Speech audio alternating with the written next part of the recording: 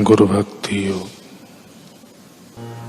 इस कलयुग में आत्म साक्षात्कारी सद्गुरु की भक्ति के द्वारा ही ईश्वर साक्षात्कार करना है। गुरु से दीक्षा प्राप्त हो जाए, यह बड़े भाग्य की बात है। मंत्र चैतन्य यानी मंत्र की गूढ़ शक्ति गुरु की दीक्षा के द्वारा ही जागृत होती है।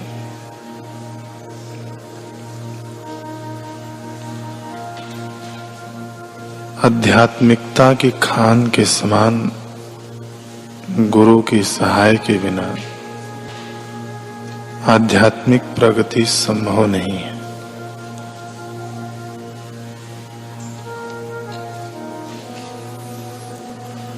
गुरु साधकों के आगे से माया का आवरण एवं अन्य विक्षेप दूर करते हैं और उनके मार्ग में प्रकाश करते हैं।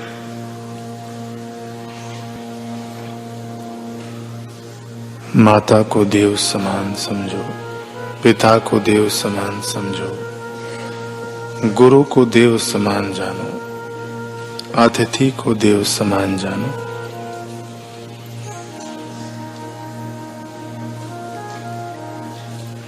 गुरु की सेवा के बिना पवित्र शास्त्रों का अध्ययन करना यह समय का दुर्व्यय है।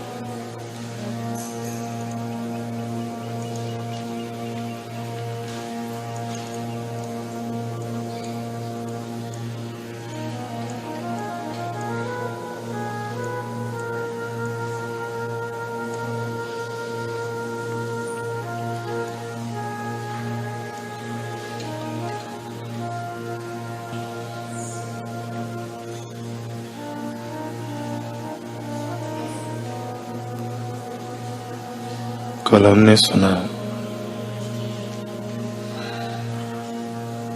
कि गुरु गोविंद सिंह जी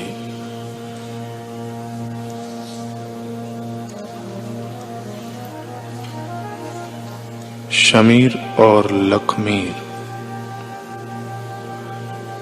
के बुलाने आग्रह करने पर उनके गांव गए।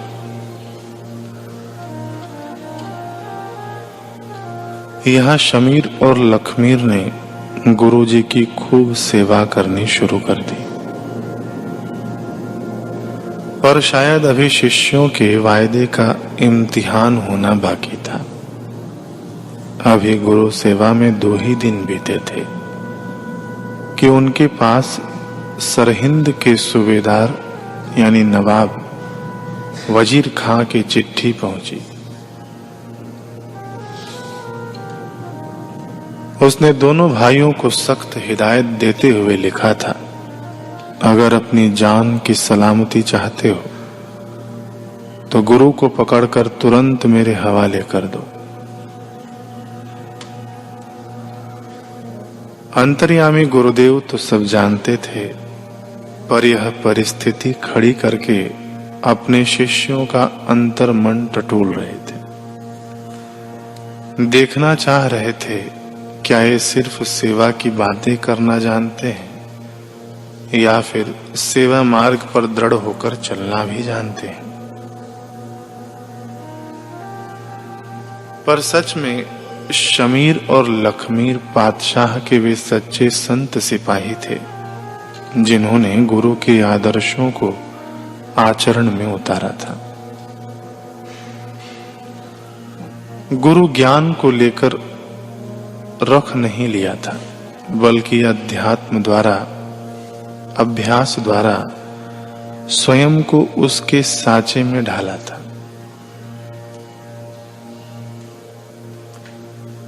देह सिवा बरमोही यह शुभ कर्मन ते कबहू न टरो। इन वीर भावों से धड़कने वाले हृदयों को भला कौन सी गीदड़ भक्की सेवा के पद से डिगा सकती थी।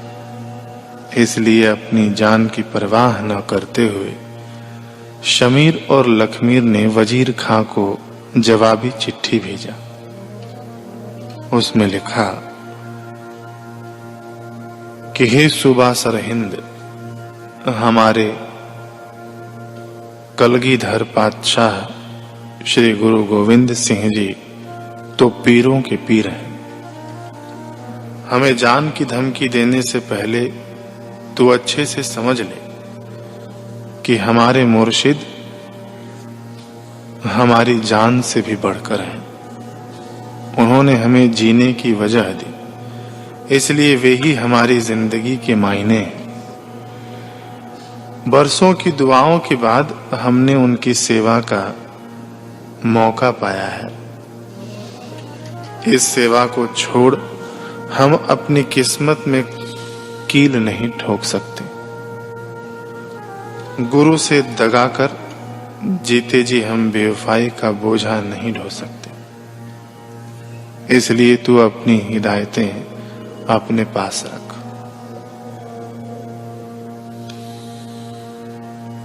ये चिट्ठी में लिखकर भेज दिया। शिष्यों की ऐसी दृढ़ता देखकर गुरुदेव के नयन गर्व से चमक उठे थे। उनके द्वारा लगाया पौधा सुगंधित फूलों से युक्त विशाल छायादार वृक्ष जो बन चुका था। अब समय आने ही वाला था जब इस वृक्ष पर गुरु कृपा के रसदार फल लगने थे, पर उससे पहले अभी फूलों का झड़ना शेष था। इसलिए गुरुदेव नित्य निरंतर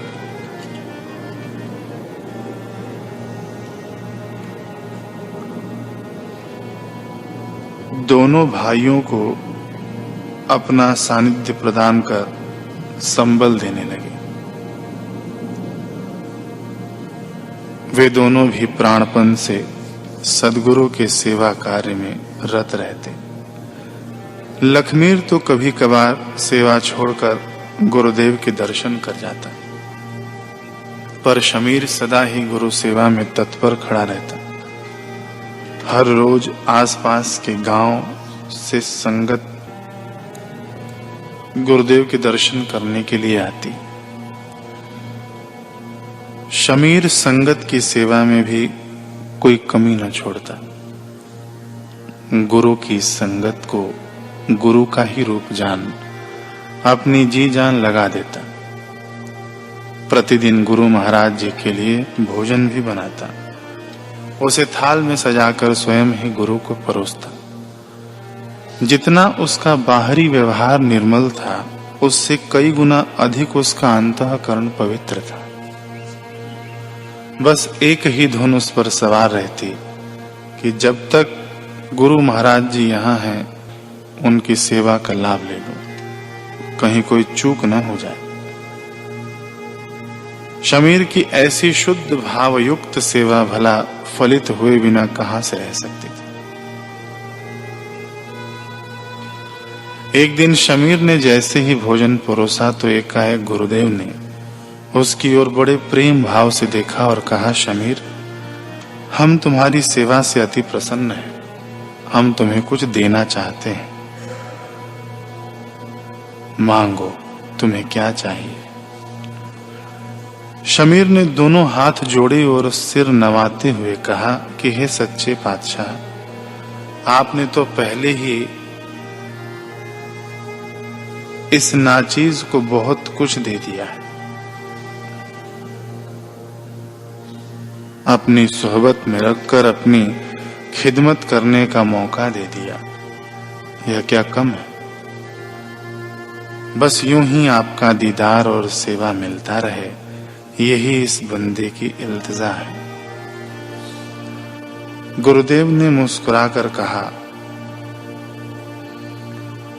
नहीं शमीर, यह तो तुम्हें हम पहले ही दे चुके हैं।